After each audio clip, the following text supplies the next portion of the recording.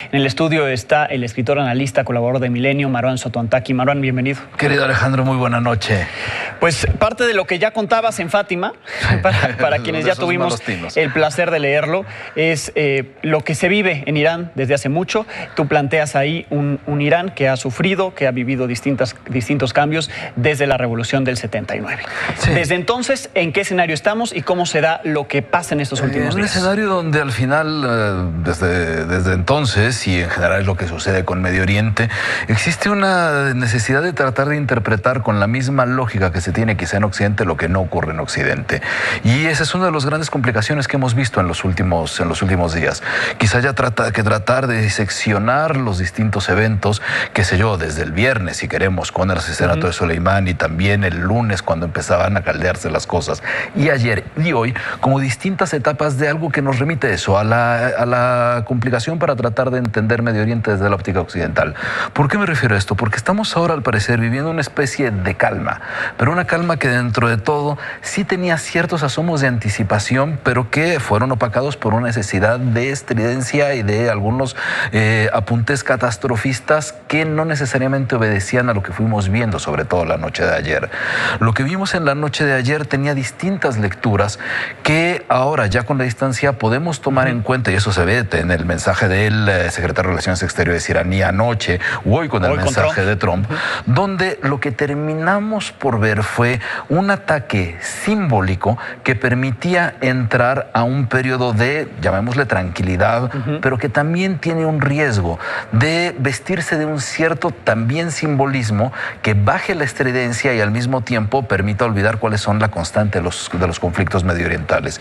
¿Qué quiero decir con esto? Ya que al parecer resulta que estamos en este periodo de tranquilidad, es muy posible que sigamos viendo cómo estos constantes conflictos pequeños, quizá atentados, ataques, que son de alguna forma el día a día de Medio Oriente, y cotidianos, que no reciben la cantidad de cobertura que hemos visto en los últimos 3 días, puedan pasar dentro de todo desapercibidos y sin la importancia de Occidente, con una gran complicación. Este tipo de aletargamiento, este tipo de constancia también de un conflicto largo, llega en algún momento a costar tantas vidas como un conflicto de proporciones mucho mayores. Como ha sido durante años. Sí, ¿no te sorprende cómo al final, igual que ocurrió en estos días, como ocurre constantemente con Medio Oriente, logramos hablar todo el tiempo de 2 países, particularmente podemos hablar de Irán, y se nos olvida que hay gente viviendo ahí? Y se nos olvida que este tipo de conflictos cuestan vidas. En Irán, pero también en Irak, ¿no? Donde se están dando estas confrontaciones. Y ayer llegamos a un momento de perversión muy complicado. Cuando ya se empezaban a dar vislumbros de que no había víctimas norteamericanas, con lo que Estados Unidos no tendría que intervenir de una forma mucho más grave, resulta que el mundo decía que estaba tranquilo porque las víctimas, al parecer, solamente habían sido iraquíes. Terrible esa postura, ¿no? Es horrible. Y una postura totalmente occidental, porque todo el análisis se ve desde el occidente, ¿no? Ok, entonces no murieron los estadounidenses, no pasó nada. Entonces podemos estar tranquilos. Bien. Muy complicado. Sí, totalmente. Describes en tu texto del domingo quiénes murieron junto con Soleimani. Entre ellos, un líder militar también, Abu Mahdi. Sí. Cuéntanos de este personaje porque resulta fundamental y se podría relacionar con el ataque de hoy. Sí, Mohandes. Mohandes de hecho es el primer nombre que surge el viernes cuando se dan a conocer estos ataques por parte de Estados Unidos. Es el primer nombre en principio porque nadie suponía, ya sabemos que hubo oportunidades para 2 administraciones norteamericanas previas, tanto en el caso de la administración Bush como en el caso de la administración Obama, de asesinar a Soleimani, y ninguno lo hizo por el nivel de imposibilidad de prevención al que se enfrentaba ese asesinato. Se sabe que el viernes se asesina a Mohandes y eso tiene cierta lógica. ¿Por qué tiene cierta lógica? Mohandes es primero el fundador de Kataib Hezbollah. Kataib Hezbollah son las brigadas del Hezbollah en Irak. Hemos escuchado mucho a lo largo de los últimos años del Hezbollah libanés. El Kataib Hezbollah son las brigadas, no el partido de Dios, son las brigadas del Hezbollah en Irak, que son al final de este tipo de milicias, de estas distintas milicias, que fueron entrenadas y financiadas por las Quds, las fuerzas especiales que comandaba el general Soleimani. Ok, este hombre no solamente es el fundador del Kataib Hezbollah, sino también era el líder de los comités de movilización popular. ¿Qué son estos comités de movilización popular? Es una organización paraguas se llama, que no solamente es de chiitas, es de mayoría chiitas, pero hay distintos otros grupos incorporados a estos comités que son los responsables de distintos actos en contra de Estados Unidos, incluyendo el ataque de hace más de una semana a la Embajada de Estados Unidos. Este es el primer nombre que surge en medio de todo esto. ¿Por qué es importante esto? Porque hoy los distintos ataques que se dan dentro del Green Zone, de la zona de gobierno y diplomática de Bagdad, resulta que, aunque no se hayan notificado y no necesariamente alguien se los va a adjudicar, no funciona así siempre, ¿no? Al parecer podría ser parte de los ataques hechos por estos comités. Esto es importante porque el periodo de tranquilidad que implicaba a los agentes estatales, es decir, Irán, más allá de lo que diga el ayatollah Jamenei, entra en una postura oficial de las cosas están tranquilas, ya con esto cumplimos y nos damos por satisfechos. Resulta que eso no incluye a los distintos agentes no estatales que de alguna manera también le responden a Teherán.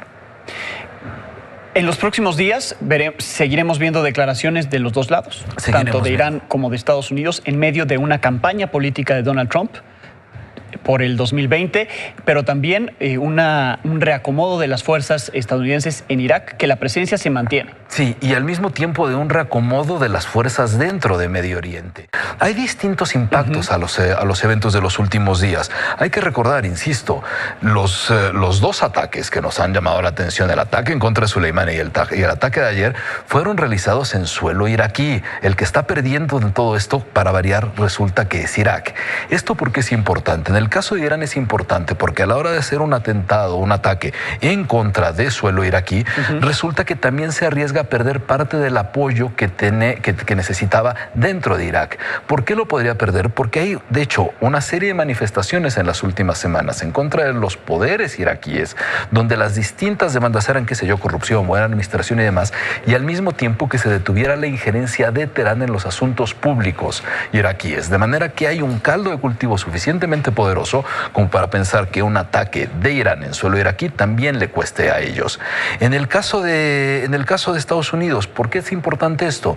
Porque al final, y ese es uno de las grandes complicaciones de Medio Oriente, sabemos muy bien del sentimiento antiamericano que prevalece en Medio Oriente en distintos grupos, con algunas de esas razones suficientemente justificadas. Correcto, sí. Creo que eso nadie lo va a tener duda. Bueno, resulta que entonces un ataque de Estados Unidos en suelo iraquí también revive esos sentimientos que en simultáneo pueden permitirle a Teherán reactivar sus mecanismos de nacionalismo, de sectarización, para poder conseguir otros apoyos, además pensando que está perdiendo algunos. Entonces, este reacomodo, no me refiero a fuerzas, sino a un reacomodo social, cultural. Como todo está relacionado siempre, ¿no? Lo político, lo religioso, lo militar. En Medio Oriente, sí. Ese es uno de nuestros grandes conflictos. La incapacidad de disociar lo religioso de lo político, de lo militar, es una de las grandes complicaciones para Medio Oriente, que sí, no se han entendido y que tampoco se han dado nunca los trabajos para poder crear los anticuerpos para que ciertos grupos fundamentalistas y demás puedan mermar. Este tipo de estrategias sabemos que han funcionado mal. Veremos qué ocurre en los siguientes días, lo estaremos comentando, Marwan, y te estaremos leyendo acá en Milenio. Muchas gracias. Muchísimas gracias. Gracias a Marwan Soto Antaki.